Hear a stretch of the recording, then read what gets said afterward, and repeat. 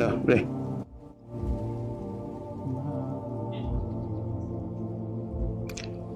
Dah.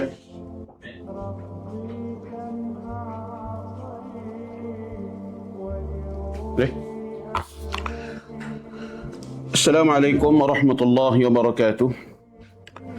Bismillahirrahmanirrahim. Alhamdulillahi rabbil alamin. Wassalatu wassalamu ala rasulillahi wa ala alihi wa ashabihi ajma'in.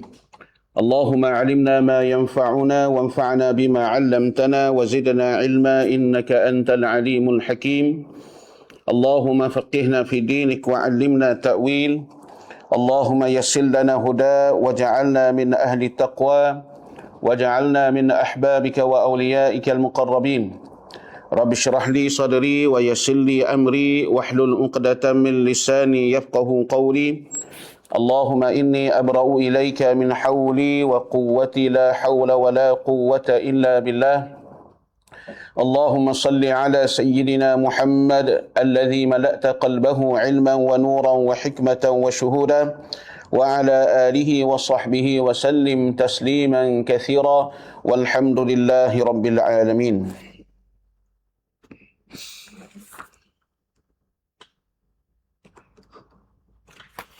Alhamdulillah, sama-sama kita merapatkan setinggi-tinggi kesyukuran kepada Allah Subhanahu wa ta'ala kerana dengan limpahan dan kurniaan daripada Allah Subhanahu wa ta'ala pada hari ini, hari Khamis, sekali lagi kita dapat bersama mengikuti program Kuliah Duha yang dianjurkan oleh Awabin Group di bawah program Taman Ilmu Awabin.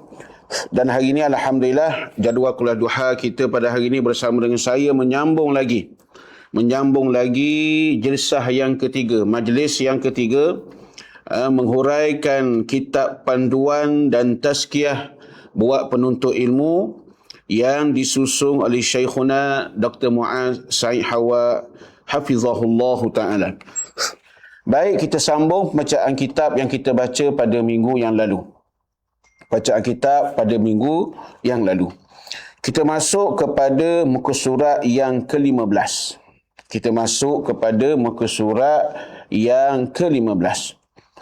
Muka surat 15 ni kita baca dah perenggang yang pertama dengan perenggang yang kedua tu. Tapi kita baca balik sebab kita baca dengan reka ringkas baru-baru ni. Sebab kita dah di penghujung siaran baru-baru ni, kita baca reka ringkas, jadi kita ulang balik. Muka surat 30, muka surat 15, kitab panduan dan tazkiyah buat penuntut ilmu. Panduan dan tazkiyah buat penuntut ilmu. Ya, Okey. Qala al-muallifu hafizahullahu ta'ala. Ilmu itu adalah cahaya. Ilmu itu cahaya. Okey. Kata muallif, ilmu itu cahaya. Dia mengatakan bahawa ilmu itu cahaya. Apa dia cahaya? Cahaya ni sifatnya menyuluh. Sifatnya, okey dah. Sifatnya menerangkan, sifatnya menunjuk, sifatnya menjelaskan lagi apa-apa yang kabur. Ilmu itu cahaya. Sebab tu kita kena menuntut ilmu. Oleh kerana ilmu ini cahaya, kita kena jaga molek-molek lah. Ilmu ini cahaya, kerana ilmu ini cahaya, maka orang yang nak menerima cahaya ini mestilah orang yang ada persediaannya. Mesti orang yang sesuai untuk menerima cahaya itu, iaitu ilmu ini. Sebab itulah ada kitab panduan dan tazkiyah buat penuntut ilmu. Kita ingat kepada nasihat Waqi', kepada Imam Waqi', kepada Imam Asy-Syafi'i rahimahullahu ta'ala. Apa kata Imam Waqi'? Inna ilma nur wa nurullahi la yuhda li'asi. Sesungguhnya ilmu ini adalah cahaya. Sebagaimana tajuk yang mula-mula ni. Ilmu itu adalah cahaya. Imam Waqi' nasihat kepada Imam Syafi'i. Dan cahaya Allah Ta'ala itu. Dan cahaya Allah Ta'ala itu. Ilmu itu adalah cahaya Allah Subhanahu Wa Ta'ala. Yang memimpin, yang menerangkan, yang menunjuk, yang menyuluh, yang menjelaskan jalan kehidupan manusia. Maka cahaya Allah Ta'ala itu tidak diberi kepada orang yang melakukan kepada pemaksiat. Orang yang melakukan maksiat. Ilmu itu cahaya.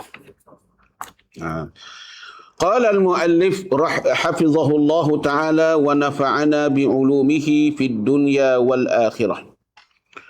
Al-Imam An-Nawawi rahimahullahu ta'ala. Al-Imam An-Nawawi rahimahullahu ta'ala. Kita semua kenal siapa Imam An-Nawawi rahimahullahu ta'ala. Ulama' besar mazhab Syafi'i, ulama' kurun yang ke-7 yang wafat pada tahun 676 Hijrah. Abu Zakaria Yahya bin Sharaf An-Nawawi rahimahullahu ta'ala. Okey, apa kaitan Imam Nawawi rahimahullahu ta'ala ini?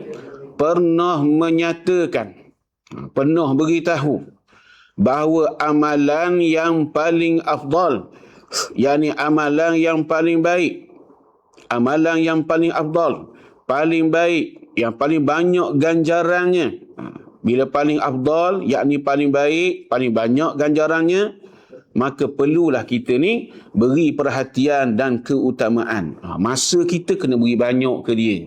Pemikiran kita kena beri masa, kena beri masa banyak kepada dia. Amalan yang paling afdal, yakni antara amalan yang paling afdal. Pernah menyatakan bahawa amalan yang paling afdal, yakni antara amalan yang paling afdal, yang paling baik, yang paling banyak pahala, yang mesti masa kita ni banyak beri kepada amalan ni. Antaranya apa dia? Untuk mendekatkan diri kepada Allah. Amalan yang paling afdal nak mendekatkan diri kepada Allah Subhanahu Wa Ta'ala. Apa kata Imam Nawawi? Adalah dengan menyibukkan diri. Menyibukkan diri ni, diri kita lah. Diri kita ada masa kita sibuk dengan benda ni. Diri kita ni ada kesihatan kita pun sibuk dengan benda ni. Diri kita ni sihat, kesihatan kita pun sibuk dengan benda ni. Apa dia? Menuntut ilmu. Imam Ghazali kata, Imam Nawawi kata. Kena faham balik. Imam Nawawi kata bahawa amalan yang paling afdal, yakni antara amalan yang paling afdal nak mendekatkan diri kepada Allah Subhanahu Wa Ta'ala adalah dengan menyibukkan diri menuntut ilmu. Diri kita ni guna, diri kita ada masa, maka masa kita banyak digunakan untuk menuntut ilmu. Diri kita ni ada tenaga, ada sihat. Akal kita masih lagi okey, ingatan kita masih lagi okey. Kekuatan kita masih lagi okey, sihat kita masih sihat lagi, maka kita banyak menyibukkan diri dengan menuntut ilmu. Sebab apa? Alasannya sebab ini antara amalan yang paling afdal, nak mendekatkan diri kepada Allah Subhanahu wa taala. Ini kita kena faham molek. Bahawa orang yang berada di atas jalan menuntut ilmu ni sebenarnya dia sedang mendekatkan diri kepada Allah Subhanahu wa taala, dan menuntut ilmu juga adalah antara amalan yang afdal, nak mendekatkan diri kepada Allah Subhanahu wa taala. Kalau kita tengok hadis Nabi pun, Nabi kita Muhammad sallallahu alaihi wasallam, hadis yang diriwayatkan daripada Abu Dzar radhiyallahu anhu.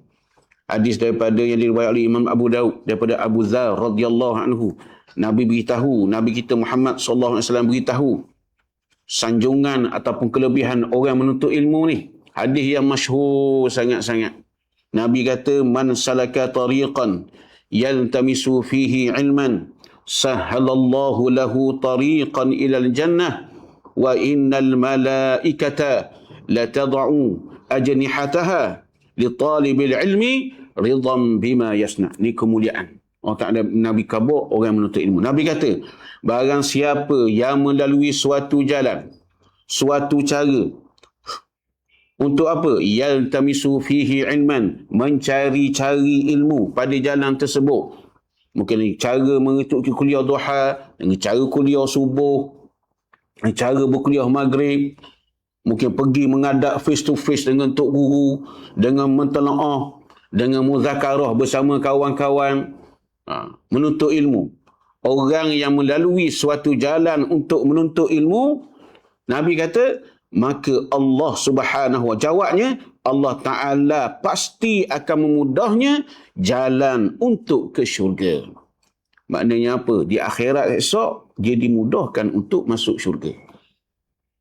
Pahalanya banyak, diringankan hisab, dilancarkan perjalanannya di atas titian sirat, dimudahkan dia untuk masuk syurga Allah Subhanahu wa taala.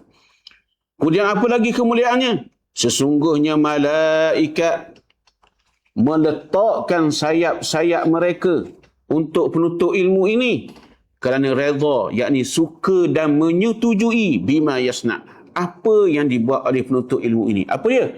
Ikhlas menuntut ilmu. Meletak sayap ni ada beberapa maksud ulama lah malaikat meletak sayap ni.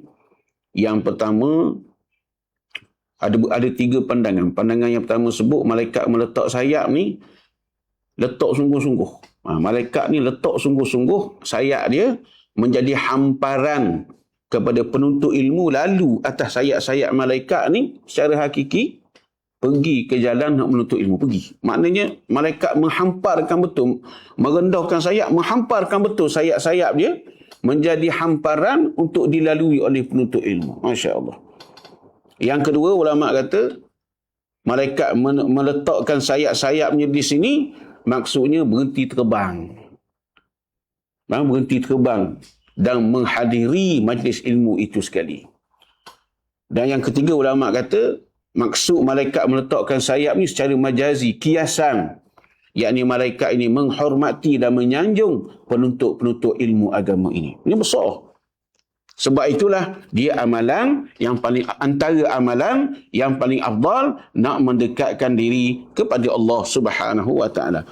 Kata-kata Imam Nawawi ni boleh tengok dalam muqaddimah syarah Sahih Muslim yang ditulis oleh beliau sendiri rahimahullahu taala. Qala al-muallif, begitulah tingginya nilai ilmu. Begitulah tingginya nilai ilmu. Hingga disebut, maknanya tinggi nilai ilmu ni, hingga disebut oleh Imam Nawawi sebagai amalan paling afdal nak mendekatkan diri kepada Allah. Kerana dengan ilmu itu. Kerana ilmu itu. Yakni kerana dengan menguasai ilmu itu. Bukan sekadar ilmu, kena kuasai pula ilmu itu. Menuntut ilmu, satu. Kita memahami ilmu, satu.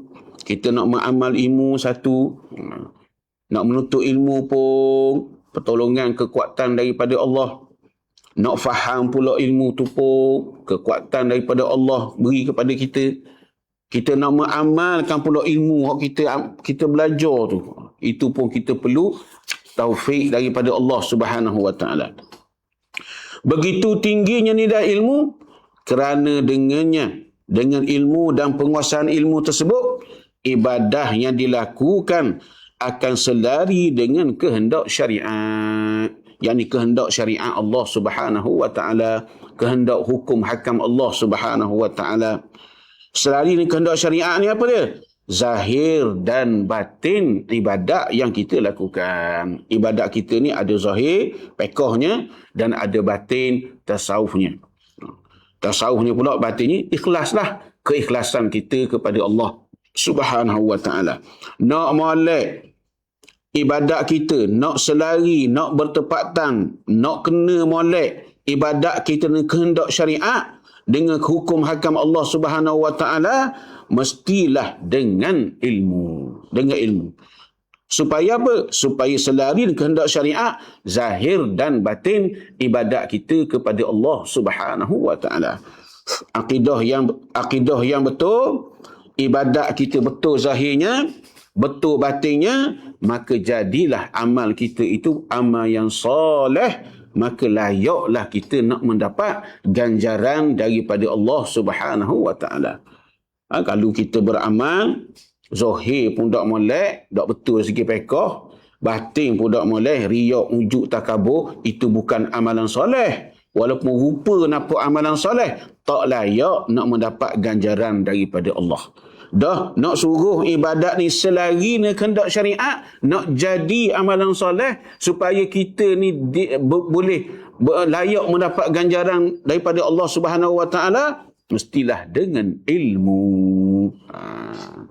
Kerana dengan ilmu tersebut, ibadah dilakukan akan sedari dengan kehendak syariat. Hak ni kita nak ni. Bila kita mati, nak amal kita diterima oleh Allah Subhanahu wa taala. Bahkan dia kata, dia nak sebut lagi kelebihan ilmu ni. Keutamaan ilmu ni. Yang pertama tadi apa dia? Antara amalan yang paling afdal nak mendekatkan diri kepada Allah. Yang kedua apa dia? Keutamaan ilmu ni. Dengan ilmu, penguasaan ilmu tersebut, ibadah yang dilakukan selari dengan kehendak syariat. Dia tambah lagi. Bahkan dengan ilmu yang dipelajari, kita dapat menyampaikannya pula kepada orang lain. Yang ketiganya, keutamaannya, bahkan dengan ilmu yang kita belajar. Kita belajar ni, kita fahamlah nak nyampai ke orang. Kita dapat menyampaikannya pula kepada orang lain. Bila kita belajar ilmu, lepas tu kita sampaikan pula kepada orang lain, kita jadi seorang pendakwah pula. Kita menjadi salah satu rantai daripada rantai dakwah Nabi kita Muhammad sallallahu alaihi wasallam. Apa lagi kelebihannya? Apabila mereka beramal pula dengan ilmu tersebut. Mungkin kita beritahu ke orang ilmu, orang tak beramal. Kita kabur kawan kita. Kita kabur ke anak-beranak kita. Kawan anak beranak kita, orang kita kabur kawan kita. Malam aku dengar ada ustaz ngajar kabur gini beramal lah gini. Mungkin kawan kita dengar sahaja, dia tidak beramal pun, tapi kita dapat pahala menyampai. Dapat pahala menyampai. Ilmu yang kita tuntut, kita sampaikan. Orang tu beramal ke tak? Orang tu tak beramal lagi. Mungkin akan datang dia beramal. Kita sudah dapat pahala menyampaikan ilmu yang betul. Kita dapat pahala menyampaikan kebenaran. Kemudian, apabila, ni lain pula. Apabila mereka yang kita sampaikan ilmu tersebut beramal pula dengan ilmu tersebut. Beramal. Mungkin kita khabar hari ni, tidak buat lalu. Mungkin sebulan, mungkin 2 bulan, mungkin 3 bulan, mungkin setahun. Haruh lepas mati baru dia, orang yang kita khabar tu beramal. Ustaz-ustaz banyak ngajar sejik. Beratus, beribu dia punya tu anak-anak murid dia. Bukan semua anak murid itu beramal dengan ilmu yang dia ajar. Mungkin pada masa akan datang, ustaz tu mati dah. Ustaz tu mati dah, meninggal dunia. Barulah anak-anak murid ni hak dia sejik suka teringat kenapa ustaz tu kabur dulu. Kitab apa ustaz tu ajar dulu.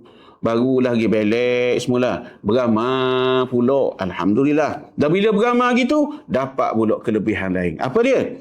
Apabila mereka beramal pula dengan ilmu tersebut, hak kita sampaikan, ada saham pahala yang akan terus mengalir kepada penyampainya. Sebab itulah menuntut ilmu ni hebat. Bukan saja masa hidup dia beri faedah kepada kita, bahkan lepas mati pun menuntut ilmu ni beri faedah kepada kita. Jika kita menuntut ilmu, kita menyampaikan ilmu tersebut. Nak menyampai ilmu ni tak perlu ada macam saya ni. Tak perlulah kena duduk kuliah duha, kena buka kuliah garib, buka kuliah subuh ke, kuliah zuhur ke, kena buat madrasah dulu, kena buat pondok dulu, barulah menyampaikan ilmu. Tak ada masalah. Kita sebagai seorang ayah, sebagai seorang ibu, kita sebagai seorang ayah, kita sebagai seorang ibu, boleh menyampaikan ilmu kepada ahli keluarga kita. Wujudkan majlis ilmu dalam ahli keluarga kita. Syekh Sa'id Hawa rahimahullahu ta'ala mewujudkan majlis ilmu di rumah dia. Bila dia menulis kitab-kitab, dia akan memastikan anak-anaknya akan terlibat dalam penulisan kitab. Sebelum tu dia buat majlis ilmu, dia peringatkan anak-anak dia. Dia cek bacaan Al-Quran anak-anak dia. Dia cek hafalan hadis anak-anak dia. Lepas tu dia akan menulis kitab. Lepas tu dia akan libatkan anak-anak dia dalam penulisan kitab, membantu dia. Menghidupkan budaya ilmu dalam rumah tangga. Menghidupkan majlis ilmu dalam rumah tangga. Itu kena kita buat. Bila kita sampai, kita ayah, kita pergi masjid. Mak, ada ikut kau kuliah duha sebagai contoh. Balik, beritahu kepada anak. Itu pun menyampaikan ilmu. Apabila mereka beramal pula dengan ilmu tersebut yang disampaikan, ada saham pahala yang akan terus mengalir kepada penyampainya. Ini sebagaimana hadis Nabi SAW yang diriwayatkan oleh Imam Muslim dari Abu Hurairah radhiyallahu anhu. Nabi sebut apa? Iza matal insanu inqata'a anhu amaluhu illa min thalath, illa min sadaqatin jariyah aw ilmun yuntafa'u bihi aw waladin salih yad'u lahu. Apabila matinya seorang manusia itu, Nabi kata, maka akan putullah daripadanya segala amal-amalnya. Tidak ada lagi amal-amal yang baru nak menyampaikan pahala kepada dia, melainkan daripada 3 perkara, iaitu sedekah jariah, ilmu yang dimanfaatkan, ataupun anak yang soleh yang berdoa untuknya. Antara nombor 2 tu, ilmu yuntafa'u bihin nas. Ilmu yuntafa'u bihi. Ilmu yang memberi manfaat, yang bermanfaat. Maka pahala mengalir je. Duduk dalam kubur, pahala mengalir je. Luar kubur, terang kubur. Duduk atas dunia dengan ilmu ni, terang nak beribadat kepada Allah. Terang je hati, mengenal dosa-dosa hati. Terang je keimanan kepada Allah. Terang je, nampak terjelas ilmu tauhid, nampak jelas ilmu fiqh, nampak jelas ilmu tasawuf. Jelas je perjalanan sebab ada ilmu. Lepas tu dalam kubur, lepas tu kita pula dengan keupayaan yang kita ada, kita sampaikan pula ilmu tu pada orang lain. Kita khabar ke, kita pandai menulis, kita tulis, kita hubung dalam WhatsApp atau korang.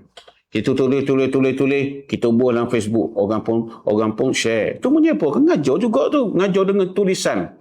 Umpama tulis kitab, umpama tulis kitab, orang baca. Sama juga. Apatah lagi kalau tulis dalam Facebook tu. Facebook dia tu tak ada benda maksiat. Facebook dia tak ada share gambar pelik-pelik. Facebook dia tak ada umpatan-umpatan. Facebook dia tak ada fitnah-fitnah. Facebook dia tu hanyalah ilmu saja. Dia balik, dia pastikan ilmu hak dia nak tulis tu, kefahamannya betul, dia pun tulis dalam Facebook dia. Tulis, share sehari, tiap-tiap hari tulis, apa 2 hari sekali tulis. Balik daripada kuliah dengan ustaz ni, dia share. Dia pastikan benda hak dia nak tulis tu tepat. Sebelum tulis tu, dia atur dulu ke orang yang lebih mengetahui. Betul tak benda ni? Ataupun dia ada nombor ustaz tu. Ustaz, saya nak share dalam Facebook ni. Betul tak saya tulis benda kelas malam tadi? Ustaz kata, betul tu. Share. Itulah dia buat. Dia share. Hinggalah dia mati. Dia mati. Akaun Facebook dia tak mati. Straight je. Orang nak tutup tak reti. Sebab tak tahu password. Berjalan je. Bila orang cari masalah, buka Facebook dia. Bila orang cari isu, buka Facebook dia. Dia mati dalam kubur. Orang baca. Orang baca je. Siapa tulis Syaume ni? Mati dah 2 tahun lepas. Mati dah. Kita duduk dalam kubur tu. Rupa-rupanya hak tengok tu ustaz juga. Tiba-tiba ustaz tu pun bawa ilmu Facebook kita tu. Kita mati dah. Ngajar pula orang kampung. Ngajar pula situ. Dapat pula. Orang tu beramal pula. Berangkai-rangkai pahala kita boleh. Inilah ilmu tuan-tuan. Ilmu agama ni. Bukan ilmu lain tak penting. Ilmu agama ni. Ilmu lain cukup penting. Ilmu label agama cukup penting. Tak? Ilmu ni sebab itulah nak mendekatkan diri kepada Allah, antaranya amalan paling afdal adalah menuntut ilmu. Dengan ilmu kita jelas di atas muka dunia, dengan ilmu yang kita amal, apatah lagi kita sampaikan kepada orang lain, terang kita dalam kubur, lapang kita dalam kubur, tenang kita dalam kubur, diampunkan dosa-dosa, diangkatkan perkara yang kita tidak ingini berada dalam kubur. Itulah ilmu tuan-tuan. Kalau harta, kita jaga dia. Tapi kalau ilmu jaga kita. Tak? Ilmu kalau kita beri korang tak luak pun. Keluar. Kita beri ilmu korang habis. Dah habis. Piti kita beri korang habis, kena cari pula. baru penuh mula poket. Ilmu kita beri. Ustaz tu ada kuliah subuh, kuliah duha, kuliah zuhur, kuliah asar, kuliah gaib, kuliah isyak. Rapat weh. Dah habis pun ilmu dia. Makin bercampur.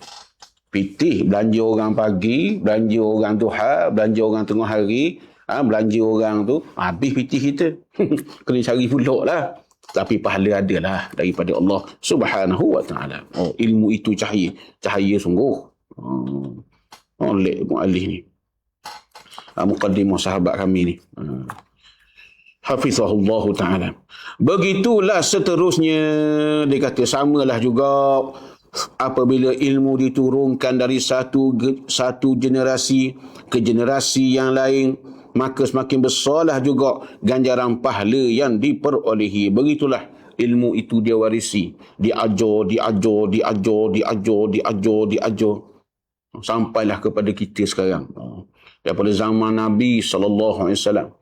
Sampai ke zaman sahabat turun, sampai ke sahabat nyampai pada tabi'in, kepada tabi'in, kepada ulama-ulama, kepada a'immah agama, kepada imam agama, mujtahid agama, sampai kepada kita ilmu-ilmu tersebut, sampai kepada kita berderet-deret pahala dalam rantaian orang berada dalam rantaian penyampaian ilmu tu, sana ilmu tu sampai pahala kepada mereka. Macam kita lah, kita ajar anak kita semayang dengan betul. Mak, main duduk depan ayah ni, mak. Mak nak ayah? Cuma mayang, ayah nak tengok. Ayah pandai mayang kata. Bapa ayah tak pandainya? Ayah belajar juga. Biar ayah tak masuk pasti pun, ayah belajar. Kata. Tengok. Cuba ubah tangan. Orang tangan tu, mana buah pusat tu? Ikut mazhab kita lah ni. Cuba akak takbir, tengok tangan tinggi ke mana? Cuba rokok tengok. Sujud ke mana, tengok tu dahi tu. Tangan tu, kita cek.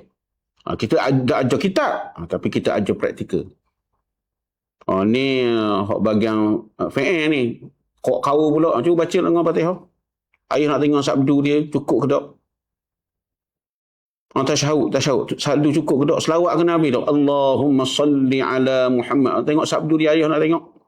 Cuba beri salam. Salam mu ada sabdu ke tak? Assalamualaikum gitu je. Gimana? Ayah nak cek ni. Bacaan gimana? Bacaan sunat Rabbil Fili. Cuba sebut. Ayah nak dengar. Gitu. Okey, takbir gimana? Bar ke panjang ke? Ayah nak tengok.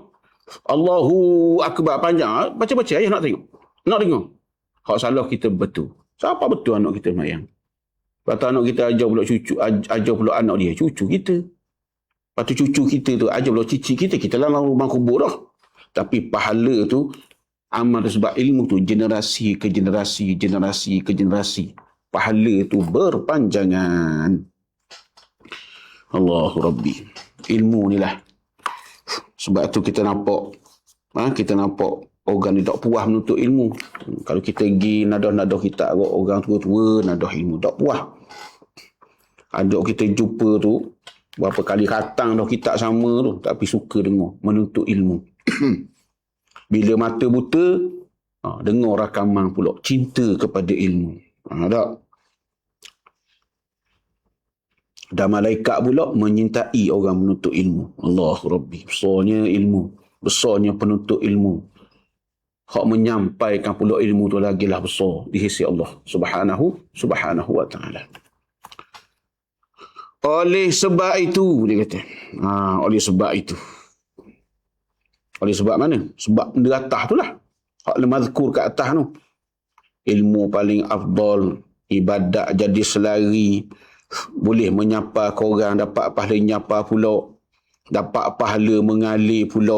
Oleh sebab tu, hak sebab kabar tu atas tu, al-mazkur kat atas tu. Jika kita, siapa kita orang tengah belajar ni lah, kita ni menelusuri apa? Mengikuti kisah para ulama terdahulu dan sekarang hak masih hidup. Kalau hak mana kita kenal, kita akan dapati bahawa hidup mereka, hidup siapa? Hidup para ulama dahulu dan sekarang ni tidak lari dari dua perkara. Tak lari daripada dua perkara. Apa dia? Yang pertama, menyibukkan diri dengan ilmu. Menyibukkan diri dengan ilmu. Menyibukkan diri dengan ilmu. Kemudian, beramal dan beribadah. Ni kalau tengok ulama-ulama terdahulu, kalau kita baca sirah perjalanan hidup dia, dalam kitab-kitab, ataupun disebut oleh ulama-ulama dalam kuliah-kuliah dia, disebut oleh ustaz-ustaz tutup guru dalam kuliah-kuliah dia, kalau kita nampak. Ataupun ulama-ulama sekarang yang masih hidup, ataupun mungkin telah mati, kita pasti akan dapati bahawa hidup mereka, kalau kita tilik molek-molek hidup mereka, kalau kita perhati molek-molek hidup mereka, kalau kaji molek hidup mereka, ulama dulu, ulama sekarang ni, kenapa hak dibuat dalam hidup mereka? Tak lari daripada dua perkara. Apa dia? Menyibukkan diri dengan ilmu. Yang kedua, beramal dan beribadah kepada Allah Subhanahu wa ta'ala. Ilmu, amal. Ilmu, amal. Ilmu, amal. Ini ulama dulu. Ini antara jalan kejayaan kepada Allah. Jalan kejayaan nak berjaya di sisi Allah Ta'ala. Ilmu, amal. Ilmu, amal. Ilmu, amal. Mereka menyibukkan diri dengan ilmu, sama ada belajar dengan ngajar, atau beramal dan beribadat kepada Allah Ta'ala, menjaga yang wajib dan mengerjakan amal yang sunat. Qadar-qadar tu memang kena qadar lah. Waktu dah saya cakap lah. Qadar wajib kena qadar. Kau tengok ulama dulu, contoh Imam Nawawi sendiri. Imam Nawawi dengan ilmu dia so kira lah. Siapa dicerita dalam satu kisah, kalau anak murid dia mari rumah dia tu, ataupun bilik dia tu, Imam Nawawi ni kena akak kitab. Kena akak kitab apa? Nak suruh ada ruang tempat duduk. Maknanya apa? Rumah dia berselerak orang kitab. Bukan berselerak tu buang, bukan berselerak sebab apa? Duk baca. Kita tak berselerak, susuh atas harap. Mari pesta buku antarabangsa, beli. Bacanya tidak. Kita lah ada orang baca. Sebahagiannya. Ada kisah tu, anak murid Imam Nawawi pergi ke bilik Imam Nawawi. Lepas tu nak duduk, tak ada tempat duduk. Penuh kita. Ada tempat duduk Imam Nawawi, ada meja je. Hak dia ngaji, hak dia buat kajian, dia menulis, tasnif. Allah yang kitab lah ke. Anak murid dia mari, Imam Nawawi kena akad susung kitab tu. Apa? Sebab anak murid nak duduk tak boleh. Maknanya banyak kitab. Imam Nawawi diriwayatkan 2 tahun. Orang kata apa? 2 tahun tak tidur secara baring. Sebab apa? Sibuk dengan membaca kitab dan menulis kitab, mengkaji kitab. Dalam sehari Imam Nawawi ni rahimahullahu ta'ala, belajar 12 mata pelajaran. Tak? Kita kuliah negara pun tidur dah. Je barunya. Kuliah duha pun tidur dah. Kuliah subuh tidur. Kita 3 je kalau gagah pun. Kuliah subuh, kuliah duha, kuliah negara. Tu pun tidur khengau dalam kuliah. Imam Nawawi dia tak. Imam Nawawi ni dikatakan tak suka makan timun. Apa? Sebab timun ni yang kata akan melemahkan tubuh. Bila melemahkan tubuh akan jadi ngatuk tidur, dia kata. Sampai begitu Imam Nawawi rahimahullahu ta'ala. Sehari sampai menghadiri 12 kuliah. 12 kelas, 12 madah, 12 subjek. 12 kelas dalam sehari tu, Wallahu'alam lah, Allah Ta'ala berkatkan masa dia. Boleh dia faham, boleh beri tumpuan tu. Lepas tu Imam Nawawi pula banyak tulis kitab. Dan kitab Imam Nawawi, dan kitab yang paling banyak dicetak selepas Al-Quran, selepas Mashaf adalah kitab Imam Nawawi. Iaitu kitab Riyadus Salihin.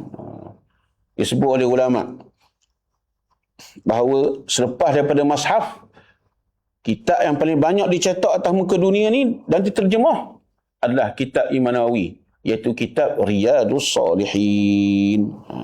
Dan Imam Nawawi ni digambarkan sebagai orang yang banyak.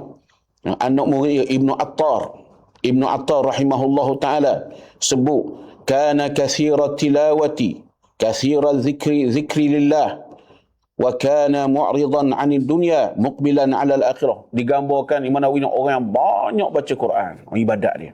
Orang yang banyak berzikir kepada Allah Subhanahu wa taala. Orang yang berpaling daripada dunia dan sentiasa menghadap, yakni muqbilan ni menghadap destinasi hala tuju ni sentiasa kepada akhirat. Dan disebut Imam Nawawi ni malam dia terbahagi kepada 3. Pertama untuk tahajud semayang, yang kedua untuk tilawah baca Quran, dan yang ketiga untuk tasnif. Apa dia tasnif? Menulis kitab. Mana apa? Ilmu ibadah, ilmu amal. Syekh Said Hawa rahimahullahu ta'ala, ayah kepada guru kami Syekh Said Hawa rahimahullahu ta'ala, ini disebut sendiri oleh anak beliau. Dalam sehari itu Syekh Said Hawa dia membaca kitab 4 hingga 5 jam dalam sehari, sejak daripada darjah 5. Masya Allah. Allah. Nengung kita dengar. Ini disebut oleh guru kami, ayah dia. Dia kata, ayah aku baca kitab dalam sehari, sejak daripada darjah 5, 4 hingga 5 jam dalam sehari. Kita mana kita? Kita kenapa balik? 4-5 jam apa kita? Baca WhatsApp lah kita ni. Baca Facebook. Pas grup tu. Baca je. Allah, kita dengar 4 hingga 5 jam hari baca kitab, sejak daripada darjah 5. Masya Allah. Tak? Maka hebat sangat-sangatlah nak banding dengan kita ni. Dan Syekh Said Hawa rahimahullahu ta'ala, ketika dia dipenjarakan di Syria dulu oleh kerajaan yang sebelum ni, Syekh Said Hawa ni dia mengajar 14 kelas sehari dalam penjara. Masya Allah. Tak, 14 kelas sehari dalam penjara. Dan guru kami sebut, bila duduk dalam penjara tu, memanglah duduk dalam penjara kerajaan Syria sebelum itu, kena, kita pun tahu kisah dia dengan azabnya, dengan seksa yang teruknya, tekanan, orang kata mentalnya, fizikalnya tak cukup, dorok lah. Tapi Syekh Said Hawa ni mengajar 14 kelas dalam sehari. Jadi orang yang mari kelas-kelas dia tu, dia kata ikut pandailah nak duduk mana pun. Nak duduk nerak ke, nak duduk netang ke, nak duduk tidur ke, nak bari, nak berdiri, nak duduk ke, pandai. Sebab apa? Masing-masing ni kena tahanan ni, ada yang diazab dengan mental, diazab dengan maruah, diazab dengan dengan seksaan fizikal. Jadi letih, tekanan. Jadi Syekh Said Hawa ni ngajar 14 kelas. 14 benda dalam penjara. Jadi orang mari ni, dia nak suruh dengar juga. Kau pandai nak duduk mana pun. Nak duduk nerak ke, nak duduk netang, nak duduk ngiring, nak duduk atas kursi, nak berdiri, nak duduk, nak cakap ke mana. Sebab apa? Keadaan masing-masing. Sebab dalam keadaan tekanan mental, maruah dimalukan, mental ditekan, fizikal. Jadi nak suruh duduk congok macam dalam masjid, tak boleh lah. Sakit belaka. Tapi boleh ngajar. 14 kelas dalam sehari tu. 14 kelas dalam penjara tu. Bermula daripada zaman kecil tak jauh 5, baca kitab 4 hingga 5 jam dalam sehari. Anak-anak kita ini duduk depan smart TV je. Duduk depan Netflix. Jauhnya kitanya dulu. Ilmu itu cahaya. Sebab apa kau ulama jadi gini belakang ni? Tu atas tu sebut tu hati tu. Afdalnya nak ibadat menjadi amal solehnya biar selari. Boleh pahala menyampai. Bila orang yang kita sampai tu amal pula, dapat pahala yang bercucuran duduk di alam barzah. Generasi ke generasi. Pada masa yang sama Syekh Said Hawa ni menjaga wirid dia. Wirid dia, tahajud, Quran, zikir, puasa, duduk bersama, berkumpul dengan orang-orang soleh. Ni wirid ahli sufi yang cukup dijaga oleh Syekh Said Hawa rahimahullah ta'ala. Tahajud, Quran, zikir, puasa, berkumpul dengan orang-orang yang soleh untuk menguatkan nur hati, nur basirah yang ada. Syekh Said Hawa ni penuh dia janjikan apa? Dia janjikan apa? Tasbih yang cantik-cantik kepada anak-anak dia. Tapi syarat dia mesti menghabiskan selawat kepada Nabi sallallahu alaihi wasallam sebanyak 100 kali. Banyak 100 kali. Guru kami menyebut penuntut ilmu ni dia ada 2 zikir yang dia tak boleh cerah. Banyak mana nak buat cukup pandai lah. Lagi banyak, lagi bagus. Ada 2 zikir yang guru kami sebut yang penuntut ilmu tak boleh cerah. Banyak mana nak buat. Kalau sebut angkakan takut jadi beban. Banyaklah banyak. Yang pertama istighfar. Yang kedua berselawat kepada Nabi sallallahu alaihi wasallam. Itu selalu disebut oleh guru kami. 2 zikir tak boleh cerah dengan orang menuntut ilmu agama ni. Yang pertama istighfar. Yang kedua berselawat kepada Nabi sallallahu alaihi wasallam. Istighfar sungguh-sungguhlah mohon ampun kepada Allah. Sebab yang menggelapkan hati, yang mengkelabukan hati, yang menggelapkan hati dosa. Yang hati jadi kelabu pula kelalaian. Dengan istighfar, bukan istighfar saja-saja, istighfar dengan betul-betul penyesalan. Moga-moga bila hati gelap, kelabu kau, payahlah ilmu nak masuk. Payahlah nak faham. Istighfar mengangkat benda-benda tu. Selawat kepada Nabi SAW. Itu siapa tu? Pesuruh Allah Subhanahu Wa Taala yang menyampaikan. Dengan selawat pula hati jadi terang, hati jadi lapang, sentiasa mendapat rahmat daripada Allah. Sekali selawat, 10 rahmat daripada Allah Ta'ala. Antara rahmat Allah Ta'ala itu, Allah Ta'ala buka pintu kefahaman. Disebut oleh guru kami, Syekh Mu'adz Said Hawa rahimahullah Ta'ala, ulama-ulama terdahulu, bila sukar memahami sesuatu ilmu, atau pembaca kitab dia tak faham, mereka terus memperbanyakkan istighfar kepada Allah. Baca tak faham, dengar tak faham, istighfar. Astaghfirullahalazim, la ilaha illa anta subhanaka inni kuntu minadh zalimin. Hingga Allah Ta'ala tunjuk jalan nak faham. Itu cara dia. Kita chat GPT je tak faham, chat GPT. Malam ni ChatGPT. Baik, selepas ilmu itu cahaya, muallif kitab dibawa kepada bahagian yang kedua. Disiplin menuntut ilmu. Nak menuntut ilmu kena ada disiplin. Disiplin. Dengan disiplin lah sesuatu itu dapat dicapai dengan baik. Dengan disiplin lah. Menuntut ilmu pun ada disiplin. Sebab apa? Dengan disiplin lah sesuatu yang kita nak capai itu dapat kita capai. Bila kita nak capai suatu perkara, kita boleh buat ikut suka, cacar mereba, ikut dah, tak apa. Kalau siapa pun perasan sampai. Macam Nabi SAW nak berhijrah ke Madinah. Bagaimana disiplin ataupun orang kata gerak kerja, taktik, cara penyusunan kerja. Sama juga. Disiplin menuntut ilmu ni. Ada metod dia, ada manhaj dia, ada cara dia. Okey, disiplin menuntut ilmu. Qala al-muallif hafizahullah ta'ala.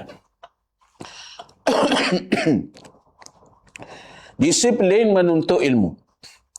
Pada masa yang sama, oleh kerana tahu dah ni, ilmu ni hebat ni, nak menuntut lah.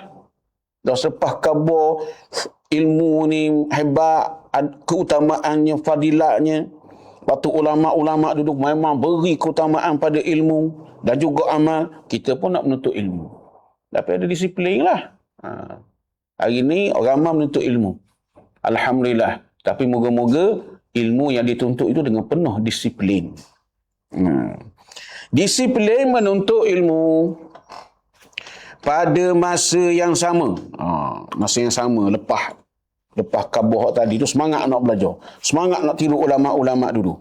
Para penuntut ilmu perlu memahami bahawa proses untuk mendapatkan ilmu yang bermanfaat.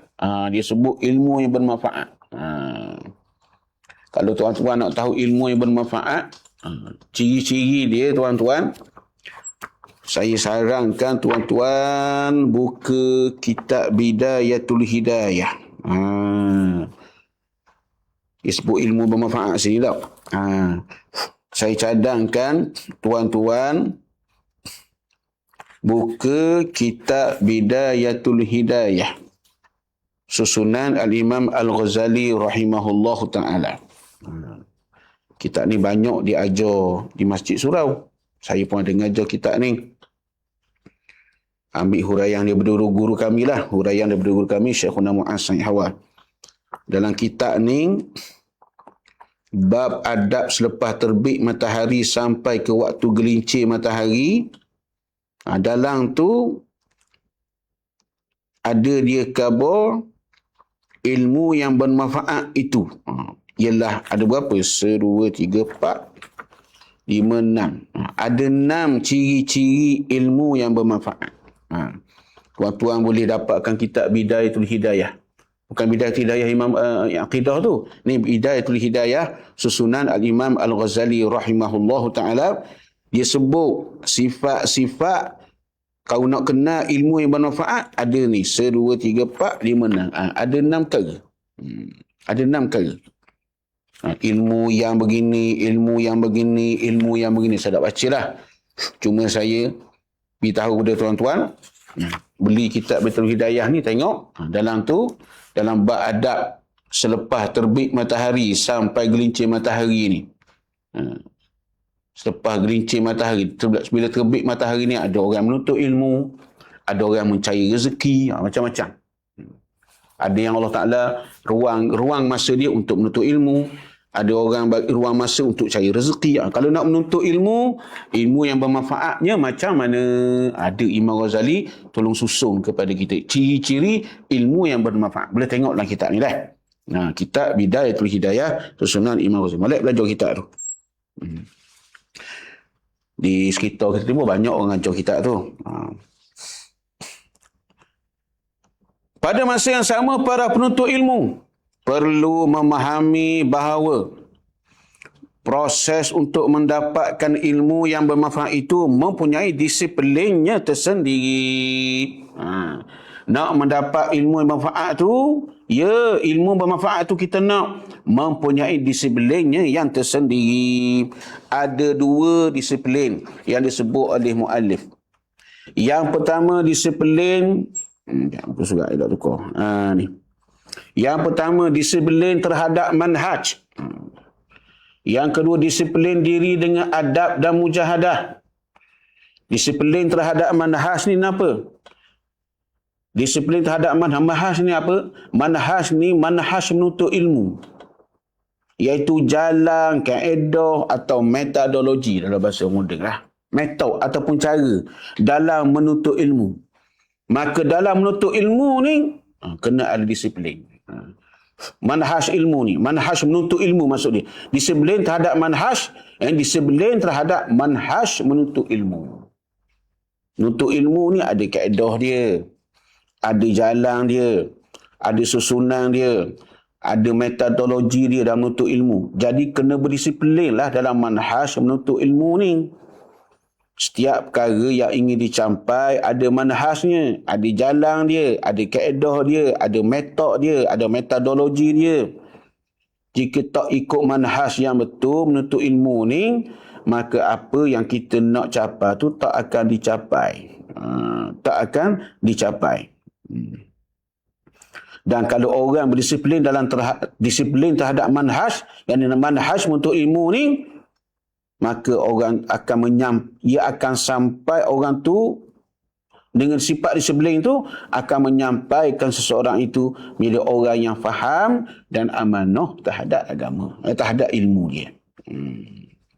Nombor 2 tadi, disiplin dengan adab dan mujahadah. Disiplin diri penuntut ilmu tu dengan adab. Bagaimana adab-adab dia sebagai penuntut ilmu. Kena ada. Disiplin diri dia terhadap mujahadah. Bagaimana disiplin dia terhadap mujahadah. Dia nak beramal dengan ilmu dia. Orang penuntut ilmu ni kena ada amal. Macam Nabi SAW. Nabi SAW pesan kepada Sayyidina Abu Hurairah. Sayyidina Abu Hurairah ni penuntut ilmu. Antara ilmu yang dituntutnya adalah di hadis Nabi SAW. Di antara sahabat yang banyak meriwayatkan hadis Nabi, 5,000 lebih. Dia pastikan dia akan dapat hadis Nabi SAW. Dia dengar daripada Nabi tu. Maksudnya dia penuntut ilmu. Banyak meriwayatkan hadis Nabi SAW. Walaupun dia penuntut ilmu, Nabi pesan amal kepada dia.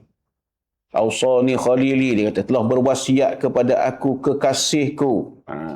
Sahabat menyifatkan Nabi tu kekasih dia. Kita bersebutlah Rasulullah Habibi, kekasihku Rasulullah sallallahu alaihi wasallam, penyejuk mataku Nabi sallallahu alaihi wasallam. Sahabat ni puji, sanjung Nabi. Dan ni kalau orang puji Nabi, sanjung Nabi, ada orang marah, pelik sungguh. Sahabat-sahabat puji Nabi. Abu Hurairah kata, Ausani Khalili, berpesan kepada aku kekasihku Nabi sallallahu alaihi wasallam dengan 3 perkara, 3 amalan. Witir sebelum tidur, kalau takut tak boleh bangun. Duha 2 rakaat. Lepas tu puasa 3 hari dan sebulan. Amal. Abu Hurairah ni sahabat yang menuntut ilmu. Ambil hadis Nabi sallallahu alaihi wasallam, meriwayatkan hadis Nabi sallallahu alaihi wasallam. Hingga Nabi sendiri pun kata kepada Abu Hurairah bahawa Abu Hurairah ni tamak terhadap hadis. Suka kepada hadis Nabi SAW. Meriwayat semua. Ingat semua. Ingat. Tapi dalam menuntut hadis tu, Nabi tetap suruh dia beramal. Nabi pesan 3 perkara. Yang pertama, witir sebelum tidur. Kau takut tak bangun. Yang kedua, rakaat duha. 2 rakaat duha. Yang ketiga, berpuasa 3 hari dalam sebulan. Amalah mujahadah. Sebab tu, penuntut ilmu, selain berdisiplin terhadap manhaj, yang manhaj menuntut ilmu, dia kena ada juga yang kedua, disiplin dengan adab. Adab sebagai penuntut ilmu, disiplin dengan mujahadah. Mujahadah untuk mengamalkan ilmunya. Itu kena faham. Baik, kita masuk terhadap disiplin terhadap manhaj. Qala al-muallif hafizahullahu ta'ala. Disiplin terhadap manhaj ilmu, iaitu manhaj menuntut ilmu lah maksudnya, memerlukan proses pembelajaran, yakni perjalanan pembelajaran juga, proses pembelajaran juga, perjalanan menuntut ilmu lah maksudnya. Ia guna bahasa moden. Yang sistematik dan berperingkat.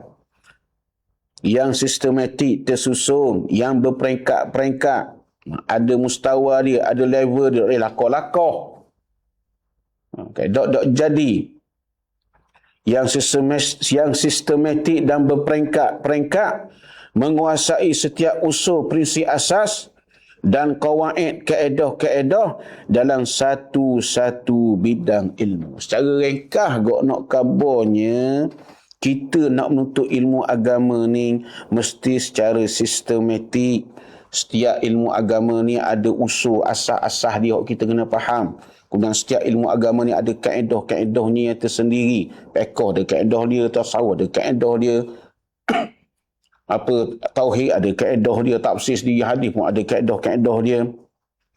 Benda tu semua tu. Ya nak khabar sini secara ringkas lah, nak khabar orang nak menuntut ilmu ni mesti secara sistematik, mesti bersusun, mesti berperingkat-peringkat. Kalau nak belajar kitab, mesti berperingkat-peringkat. Jangan belajar ilmu tauhid terkejung kitab tinggi lalu. Kena ada peringkat dia. Guru-guru yang mengajar, mestilah dia menasihati anak-anak murid dia. Kalau nak belajar ilmu tauhid, peringkatnya begini. Dan guru-guru kita memang berpesan semua benda-benda gitu.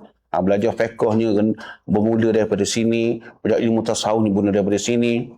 Contoh ilmu tauhid bermula kifayatul awam sebagai contoh. Lepas tu naik ke ummu barahin sebagai contoh. Lepas tu naik ke kitab kharidah bahiyah sebagai contoh. Kemudian matang jauharah. Ni matang semua ni ada syarah-syarah dia. Tak boleh lah. Dok belajar lagi ilmu tauhid, kita belajar jauharah lalu. Pening lah. Gitu. Belajar ikut peringkat. Supaya apa? Pemahaman akidah tu, ilmu tauhid tu disuap dengan sesuai. Macam budak lah. Mula kena pergi makan lembut. Begitulah. Lepas tu keras sikit. Kena pergi bubur. Nak suruh besarang tu jadi comel. Sama juga ilmu. Nak belajar ilmu akidah daripada asas. Dok tahu apa pun contoh, ataupun belajar dulu pun, belajar mudah-mudah. Nak belajar. Maka tengok peringkat. Contoh kifayatul awam dulu. Lepas belajar kifayatul awam, faham comel. Naik ke ummu barahin pula. Tengok syarah-syarahnya. Lepas tu ambil pula matang kharidah bahiyah. Banyak ni terjemah, banyak belaka dah ni. Banyak diajar oleh guru-guru yang hebat, yang berpengalaman, yang matang ilmunya, yang pakar atas ilmunya. Kalau ajar kharidah, matang jauharah pula ke. Kalau ilmu tauhid. Kalau ilmu fiqh pula, jangan pergi terjun kitab minahah lalu. Kalau kita ni memang orang hebat, dah ada apalah. Nak mula dari bawah, ada disiplin dia, ada peringkat dia. Mula matang risalah jamiah dulu ke, risalah jamiah dulu. Lepas tu naik Safinatun Najah, naik Mukhtasar Latif, naik Muqaddimah Hadramiyah, pergi matang Abi Syuja', gitulah. Ataupun ada orang dimula matang Abi Syuja', naik ke Umdatus Salik, pergi ke Fathul Mu'in, pergi ke Minhaj Talibin Imanawi. Tu kita kena tanya kepada guru yang berpengalaman, bagaimana saya nak susung ilmu saya. Guru katanya, awak tauhid belajar kitab apa dah? Nak tengok peringkat kita. Dah fiqh, awak belajar kitab apa dah? Nak tengok peringkat kita. Kita pandai-pandailah susung. Macam kita pergi sekolah anak kita saya lagu mana, bagaimana dah pemahaman bahasa Melayu dia. Kita nak tahu, kita pun nak tahu kat hari kita. Kalau tasawuf bagaimana? Contoh kalau perjalanan tasawuf guru kami Syekh Mu'adz Hawa bermula dengan kitab Al-Qawaid Al-Ishrun fi Tazkiyati was-Suluk. 20 kaedah. Kitab 20 kaedah yang disusun oleh beliau. Kitab 20 kaedah dalam tazkiyah dan suluk. Mula-mula contoh. Lepas tu terus naik kitab Adab Sulukil Murid. Naik lagi sikit. Sekali dengan Ayyuhal Wala. Naik lagi. Pergi ke Bidayatul Hidayah Imam Ghazali.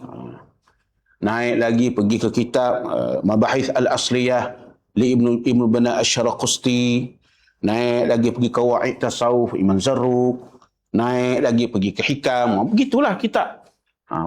Jangan tak belajar apa-apa terus faham kitab tinggi. Peningnya. Hanyut jadi. Lepas tu perasan maqam wali. Kalau orang Malaysia ni biasanya dimulai dengan kitab Adab Sulukil Murid. Lepas tu kalau setengah kat Malaysia ni lah. Mula kita anggap kitab Adab Sulukil Murid beserta Ayuhal Wala. Lepas tu kitab Bidayatul Hidayah Imam Ghazali. Lepas tu kitab Penawar Bagi Hati ataupun Nasahihul Ibad Muhammad Nawawi Al-Bintani Al-Jawi. Kemudian dia pergi ke kitab Minhajul Abidin, pergi ke kitab Hikam. Tu ada susunan dia tu. Tu kau panggil secara sistematik dan berperingkat tu. Bukan pakai terjah je belajar ilmu. Ada disiplin dia. Ada disiplin dia. Sebab ada natijahnya. Sebab apa kena sistematik? Sebab apa kena peringkat? Sebab nak menghasilkan natijah. Natijah yang besar. Ke diri sendiri dan juga kepada umat. Pukul berapa dah kita? Pukul 12 lebih dah. Jadi natijahnya nanti dapat malah kita baca dulu.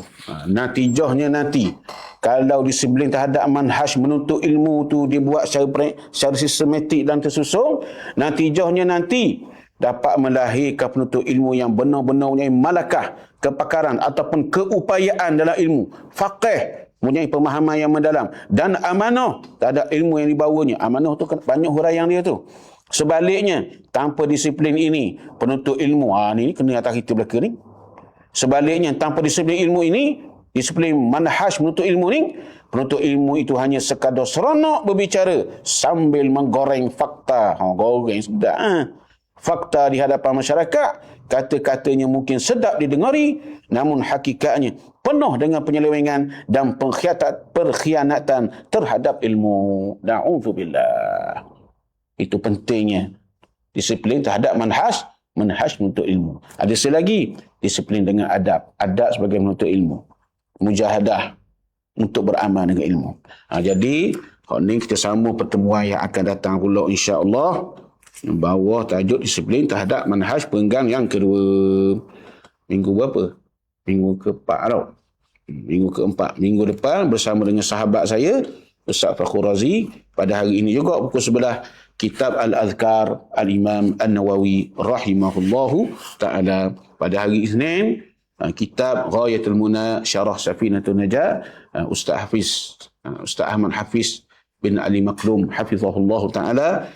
Dan hari Selasa insya-Allah kitab pengajian tauhid oleh Ustaz Izzat Shalom Master Yuniza insya-Allah taala. Wallahu alam wa ilmuhu atam. Subhanakallahumma wa bihamdik nashhadu an la ilaha illa anta nastaghfiruka wa natubu ilaik.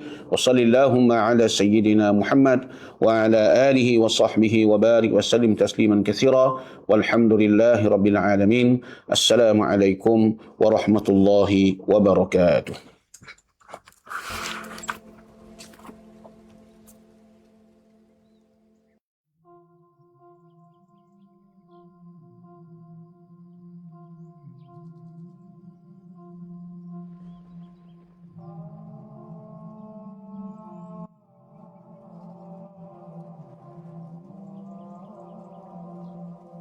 شكرا لك ربي حمدا لك ربي أحييت روحي وأنت قلبي شكرا لك ربي حمدا لك ربي أحييت روحي